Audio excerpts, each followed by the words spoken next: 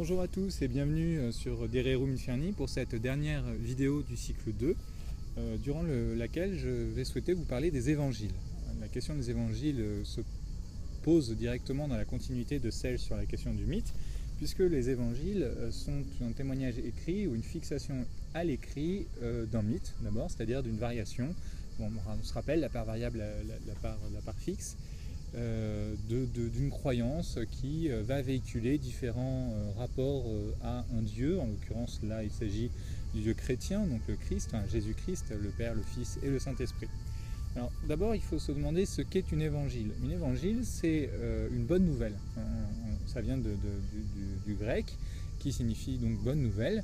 Et il s'agit d'un texte qui va permettre de répandre la bonne nouvelle. Il faut savoir qu'avant toute chose, l'évangile est un texte oral. C'est-à-dire que, par exemple, quand on parle de l'évangile selon saint Luc, c'est une évangile qui est racontée selon le point de vue de Luc, et qui n'est pas nécessairement racontée par Luc.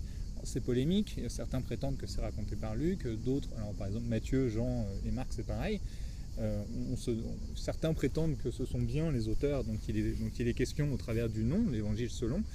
D'autres prétendent simplement que c'est un témoignage et c'est un apport, enfin c'est une question esthétique sur la question du Christ.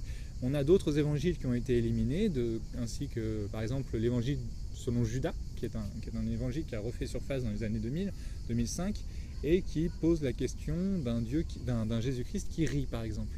Donc c'est une évangile qui a beaucoup servi des thèses des gnostiques, qui est une des premières sectes chrétiennes contre laquelle ont pu se battre les tout premiers pères de l'Église. Bien évidemment, cet évangile-là aujourd'hui est hors de propos, puisqu'elle n'a pas été assimilée par le canon de l'Église. Le canon de l'Église, c'est aussi un objet polémique, donc je ne vais pas passer un temps fou là-dessus, mais il s'agit simplement des évangiles qui ont été choisis par un père de l'Église autour du IIIe siècle, pour définir ce qu'est la vérité de la parole du Christ. À une époque où la chrétienté était encore une secte chassée et foutue dans les arènes pour donner à manger aux lions. Donc c'est un peu du whiskas premium si vous voulez. L'idée étant que donc être chrétien c'était pas top, mais il y avait déjà au sein de la chrétienté des chefs qui disaient qu'il fallait pas perpétrer telle ou telle tradition chrétienne. Donc c'est quand même assez intéressant de voir que ce n'est pas un postulat politique qui est posé a posteriori d'un pouvoir possédé, mais bien au sein de l'évolution de cette croyance. Alors il y a les quatre évangiles, parce qu'à l'époque il y avait 4 vents, 4 points cardinaux, 4 ce qu'on veut, mais donc les 4 éléments aussi, et donc il y a bien quelque chose complètement arbitraire qu'il est intéressant d'étudier. Beaucoup de documentaires, notamment National Geographic a fait un super documentaire sur l'évangile selon Judas, qui permet de pencher un peu plus sur la question des évangiles d'une manière générale. Donc les évangiles, à la base, comme je le disais, ce sont des textes oraux qui sont racontés lors on va dire des proto-messes, les premières façons de prier le Dieu chrétien. On se rassemblait autour de quelqu'un qui détenait un parchemin, une évangile, donc une bonne nouvelle, et qui lisait l'évangile, le point de vue selon, pardon pour le bruit, hein, c'est l'inconvénient des avantages d'être dans un parc. Donc il va lire par exemple l'évangile selon Marie-Madeleine, qui va être une évangile spécifique et qui va répandre la parole de Dieu dans la bouche de Marie-Madeleine. Je l'ai déjà dit tout à l'heure, c'est une bouche fictive ou une bouche avérée. C'est une polémique à laquelle je ne participe pas parce que je ne suis pas du tout historien. Cependant, d'un point de vue mythologue, c'est très intéressant puisque ce sont des discours différents sur un récit central commun, à savoir la vérité du Christ, le Christ Dieu devenu homme en son Fils, et descendu parmi les hommes pour à la fois répandre la bonne nouvelle et à la fois donner la voie du salut. Donc ça, c'est le premier élément de ce que je voulais aborder, la question de ce qu'est une évangile. Une évangile, c'est un texte oral qui va être peu à peu affiné et fixé au travers par des moines copistes qui vont arrêter ce qu'est le Nouveau Testament avec les 4 évangiles et d'autres textes périphériques. Le deuxième point qui m'intéresse dans la question des évangiles, c'est la question de leur interprétation.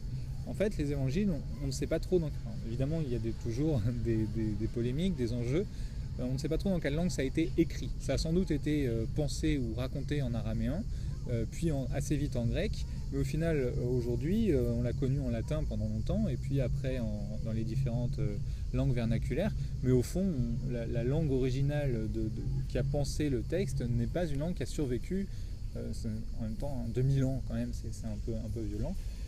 Certains arguent que c'est l'hébreu, puisque donc la Bible hébraïque c'est un autre canon. La Bible hébraïque prend l'Ancien Testament, uniquement l'Ancien Testament avec le Talmud, choisit de diriger le culte du Dieu unique vers une orientation toute différente de celle des chrétiens. L'évangile en tant qu'objet intellectuel, en tant qu'objet esthétique, en tant qu'objet de croyance, les trois, c'est passionnant dans la mesure où ça préfigure aux différents éclatements de l'Église. Par exemple, le protestantisme. Le protestantisme, avec les 99 thèses de Luther, va choisir de réorienter les évangiles, d'éliminer certaines parties, d'aménager, tout en gardant le même corps de texte. Aujourd'hui, on a une Bible qui s'appelle la Tob, qui propose une traduction que les trois grandes interprétations de l'Église, du culte chrétien, acceptent. La Tob est donc acceptée par les protestants, par les chrétiens, ainsi que par les orthodoxes. Donc les orthodoxes ont une lecture spécifique qui intervient assez vite autour du XIIe siècle parce que, en gros, les deux églises évoluent différemment avec une histoire politique assez complexe. Les orthodoxes du côté de Constantinople, donc du côté de l'Est, l'église romaine plutôt à l'Ouest, et l'église romaine se met à interdire les rapports à l'image, etc., pas l'église orthodoxe, et on a des évolutions qui vont être totalement différenciées en fonction des évangiles, en fait, en fonction des interprétations des évangiles. Par exemple, pour les protestants, la Vierge Marie, elle n'existe pas, c'est Marie qui a donné enfant, qui a eu un enfant Dieu, mais elle n'est pas vierge du tout, elle a conçu tout à fait naturellement, mais l'Esprit de Dieu est venu en elle. Pour les catholiques, la Vierge Marie existe, et pour les orthodoxes, c'est un dieu en soi, et d'ailleurs la Vierge Marie est incroyablement idolâtrée, particulièrement idolâtrée par les orthodoxes. Donc l'évangile comme support d'approche esthétique du monde, c'est aussi très important. Si vous lisez la Bible, ça n'existe pas. En fait, il faudra préciser de quelle Bible vous parlez, protestantes, catholiques, orthodoxes, car elles sont toutes différentes, elles ont un rapport au mystère vraiment différent. Voilà, et enfin, donc, ça c'est la deuxième partie. Et la troisième partie sur la question des évangiles, c'est celle de ce qu'elles signifient et de l'interprétation temporelle qu'on peut lui en donner. Donc, en termes d'histoire, les évangiles évoluent et elles ont, du fait de leur traduction déjà, c'est-à-dire qu'à chaque fois qu'elles sont retraduites dans une nouvelle langue, on a des aménagements qui sont nécessaires. Et ensuite, du point de vue de l'évolution des différents... alors, par exemple, pour les catholiques, c'est les bulles papales, les conciles, etc., qui vont aménager la dialectique presque politique de l'Église catholique. Par exemple, les limbes qui disparaissent au milieu du XXe siècle. Les limbes, c'est là où les enfants non baptisés vont, parce qu'ils ne peuvent pas aller au paradis, puisqu'ils ne sont pas baptisés. Ils ne peuvent pas non plus aller en enfer, parce que c'est vachement méchant. Ils sont pas méchants, c'est des innocents. Donc on les met dans les limbes. Hein. C'est un truc un peu bâtard. C'est une genre d'énorme flaque d'eau avec des barques. Bon, c'est pas mal. Les limbes disparaissent au milieu du XXe siècle, parce que c'est quand même assez scandaleux d'imaginer que les enfants qui n'ont pas la chance, qui ne sont pas conscients, aillent dans un endroit séparé de leurs parents, etc. On ne sait pas trop ce qui en est fait aujourd'hui. J'imagine qu'on les met en paradis parce qu'ils sont innocents. C'est un exemple, une anecdote pour vous montrer que simplement la question de la gestion du spirituel par le temporel est toujours laissée à interprétation et laissée aux éléments spécifiques d'une époque. Donc l'évangile comme révélation d'une vérité, d'abord c'est un fantasme idéal, puis ça s'aménage avec l'élément politique, qui est donc la deuxième partie de ce que je vous ai présenté, avec les différentes interprétations esthétiques du rapport au monde. Donc de l'idéal, ça devient un modus operandi de comment il faut se comporter, comment est-ce qu'il faut agir vis-à-vis de Dieu, comment est-ce qu'on rend hommage à Dieu dans les gestes quotidiens.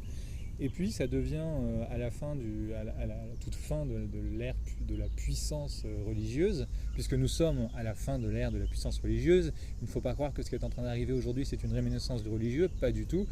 Ce n'est une réminiscence du religieux qu'en tant que d'autres intérêts utilisent ces intérêts-là pour exciter un peu les foules. Donc dans une époque complètement démystifiée telle que la nôtre, le religieux devient un objet un peu revanchard de croyance, d'investissement du spirituel dans le vide, dans le néant, et on se met un peu à l'utiliser comme béquille existentielle.